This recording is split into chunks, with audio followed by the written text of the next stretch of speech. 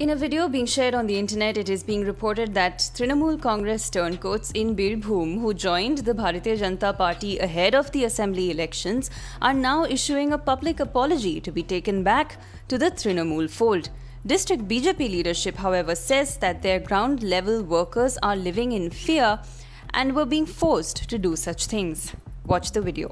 এক নম্বর সংসদে বিজেপির কর্মীবৃন্দ 2021 সালে বিধানসভা ভোটের আগে বিপ্লবী গ্রাম পঞ্চায়েতের উন্নয়নমূলক কাজে সম্পর্কে মিথ্যা তথ্য প্রচার করে গ্রামে উত্তেজনা ও গন্ডগোলের সৃষ্টি করেছিলাম, যেগুলি ছিল ভিত্তিহীন এবং সর্বতোভাবে মিথ্যা।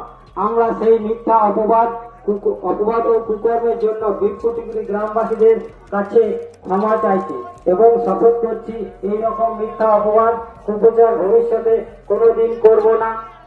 গ্রামবাসীদের কাছে ভুল স্বীকার করে তৃণমূল নেতৃত্ব এবং মাননীয় বিধায়ক মহাশয়ের কাছে আবেদন রাখছি, আমরা যাতে মামাটি মানুষের সরকারের উন্নয়নে সামিল হতে পারি এবং তৃণমূল কংগ্রেসে যোগদান করতে পারি। Subscribe to One India channel and never miss an update.